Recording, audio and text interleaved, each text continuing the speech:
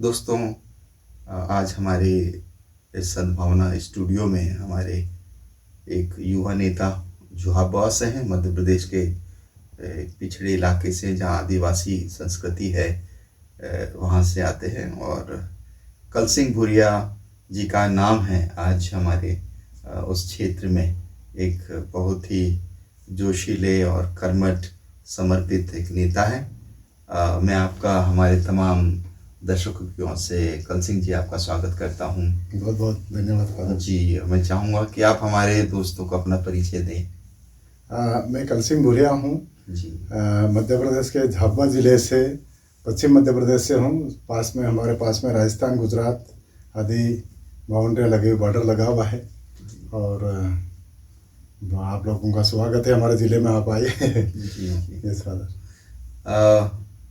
Church के माध्यम से उस क्षेत्र में बहुत विकास हुआ है, विशेषकर झाबुआ क्षेत्र में, शिक्षा के क्षेत्र में और स्वास्थ्य के क्षेत्र में, संस्कृति के उत्थान के क्षेत्र में चर्च ने बहुत बड़ी भूमिका अदा की है।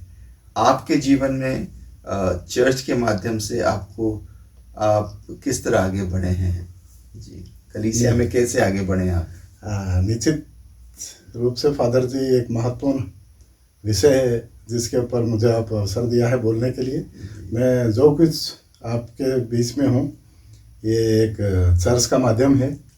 एक शिक्षा और स्वास्थ्य को लेकर, पर्यावरण को लेकर, जल जंगल जमीन की लड़ाइयाँ आदिवासी क्षेत्र में जो चल रही है, जिसको लेकर हमारे पुराने मिशनरीज फादर लोग ने ये बीज बोया है, वो निश्चित तौर से उसका एक अच्छा रिजल्ट मिला है।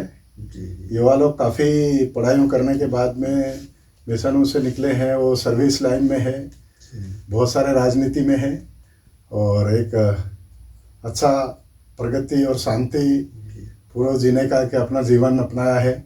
और मिशन तो बहुत आज भी काफ़ी कुछ फादर जी पुराने समय से लेकर कार्यरत है और काफ़ी उन्नतिशील है। जी हाँ, आप इसके अग्रणी एक जीते जागते सबूत हैं कि चर्च ने आपको आगे बढ़ाया। और 30 साल पहले, 40 साल पहले हम झाबुआ क्षेत्र को देखें तो वही पुरानी संस्कृति, और आज आप इतने शिक्षा के क्षेत्र में आगे बढ़ गए हैं। संस्कृति और सामाजिक क्षेत्र में आर्थिक रूप से, राजनीतिक रूप से एक सक्षम व्यक्तित्व बना है, वहाँ के लोगों में एक जागृति आई है।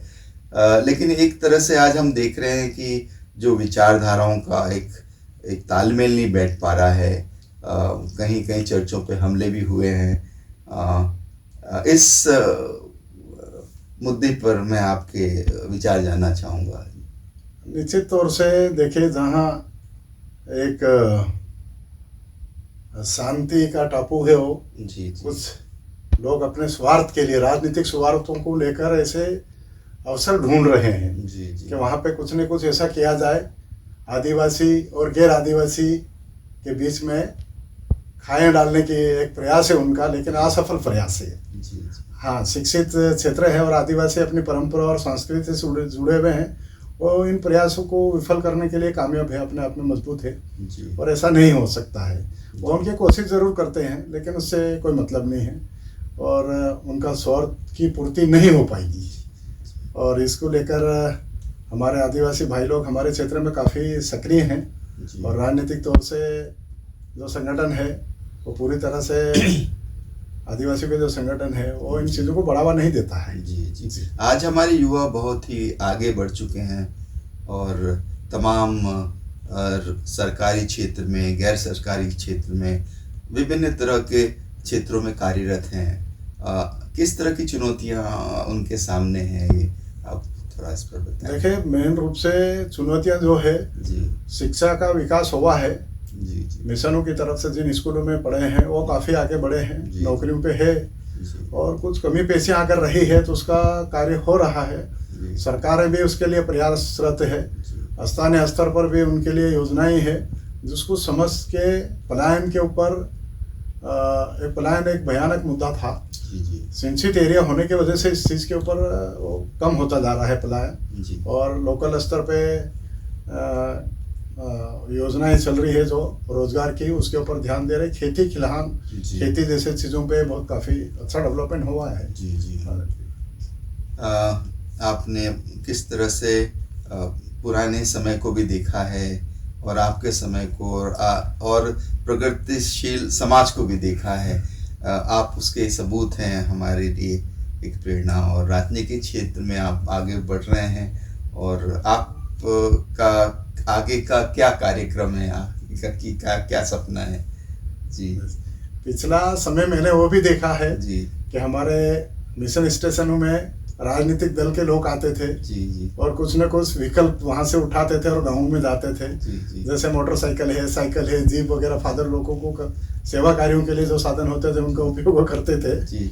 एक और रही बात पुराने कार्यकाल में जो स्थितियाँ थी, गाँव में खाने के लिए अनाज नहीं होते थे। जी। फादर लोग वहाँ पे आए हैं, मिशन है वहाँ पे चालू हुई और उसके बाद बहुत बाहर से अनाज लाके और ग्रामीण क्षेत्र के लोगों को मकान बनाने के एवज में, कुआं खोदने के एवज में उनको अनाज दिया और उनके बच्चों को छात्रावासें खोली, उसके अंदर पढ़ाई वगैरह, जिसमें मैं भी हूँ उसमें।